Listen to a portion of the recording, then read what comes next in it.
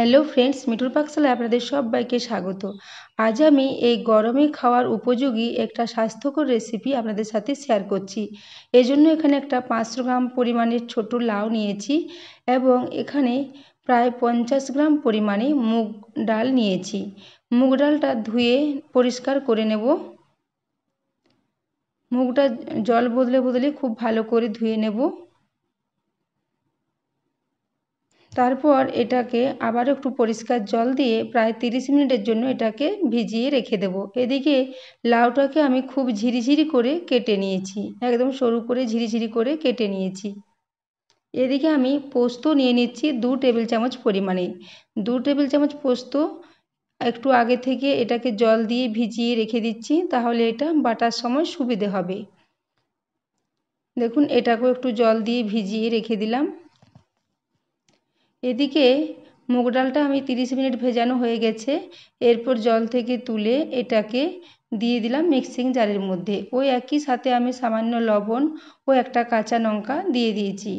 লবণ ও কাঁচা লঙ্কা দিয়ে এটাকে খুব ভালো করে মিক্সিতে বেটে নিয়েছি। এরপর একটা পাত্রে ওটাকে তুলে নিয়েছি। এদিকে কড়াতে আমি 2 টেবিল চামচ পরিমাণে সর্ষের তেল দিয়েছি। সর্ষের তেলে এগুলো একটু ভেজে নেব। এরকম ছোট ছোট বড়ির আকারে এগুলো দিয়ে দিচ্ছি।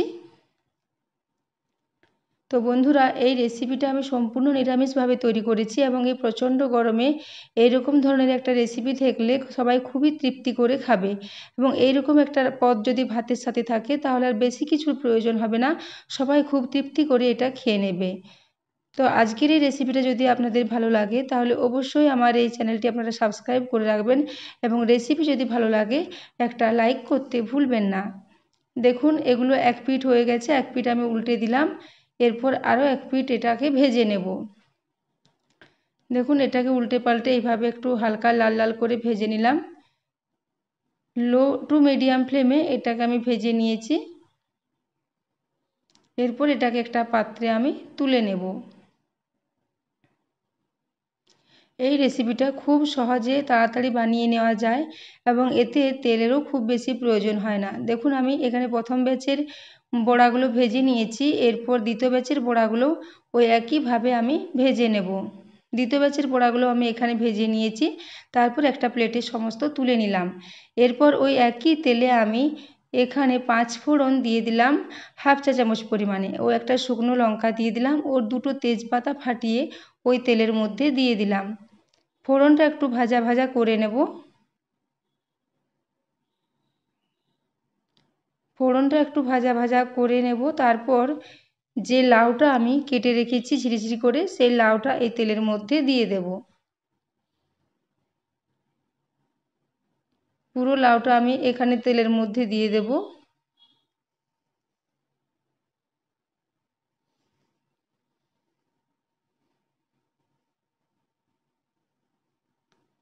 এরপর এখানে স্বাদ মতো লবণ দিয়ে দিলাম।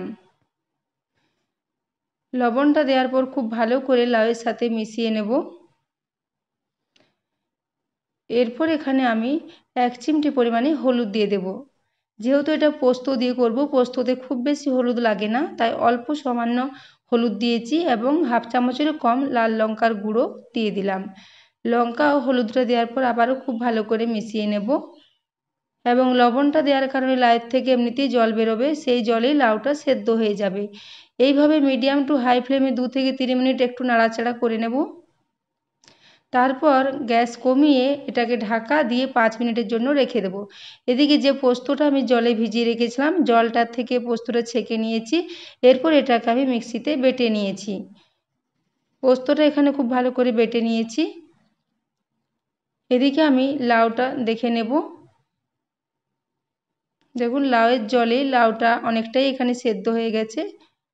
লাউ এখানে প্রায় অর্ধেকের বেশিই সেদ্ধ হয়ে গেছে। এরপর আমি যে বেটে রাখা পোস্তটা রেখেছিলাম সেই পোস্ত বাটাটা এখানে দিয়ে দেব।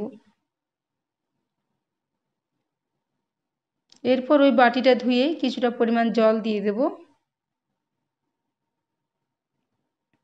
তারপর পোস্তটা আমি লাউয়ের সাথে খুব ভালো করে এভাবে মিশিয়ে নেব।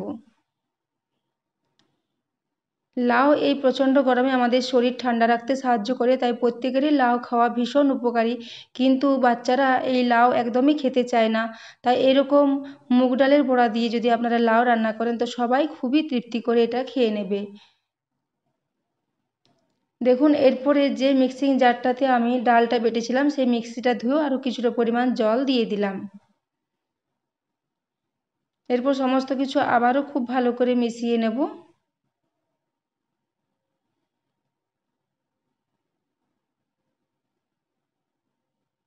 এরপর যে ভেজে রাখা বড়াগুলো ছিল সেই বড়াগুলো এখানে দিয়ে দিলাম। বড়াগুলো দেওয়ার পরও এটাকে আবারও ভালো করে মিশিয়ে নেব। এবং পোস্ত ও লাউটা জলটা খুব কমই দিয়েছি, দেখুন জলটা এখন অনেকটাই টেনে গেছে। এজন্য এখানে আমি আবারও 1 বাটি পরিমাণে গরম জল দিয়ে দেব। যেহেতু বড়াটা অনেকটাই জল টেনে নেবে সেই জন্য এই রান্নায় আরেকটু জলের প্রয়োজন। এখানে আমি 1 বাটি পরিমাণে জল দিয়ে দিলাম। জল দেওয়ার পর এটাকে খুব ভালো করে আবারও একবার মিশিয়ে নেব।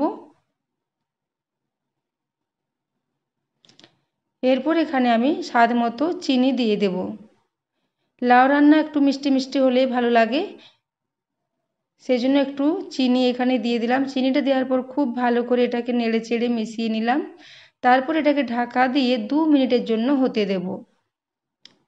দেখুন লো ফ্লেমে এটাকে 2 মিনিট রেখেছিলাম। এখন বড়াটা অনেকটাই ফুলে গেছে জল টেনে।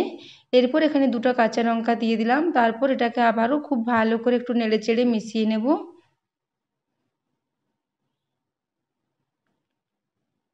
এরপর এটাকে গ্যাস অফ করে ঢাকা দিয়ে 5 মিনিটের জন্য স্ট্যান্ডিং টাইমে রেখে দেব। 5 মিনিট পর এটাকে আমি সার্ভ করে দেব।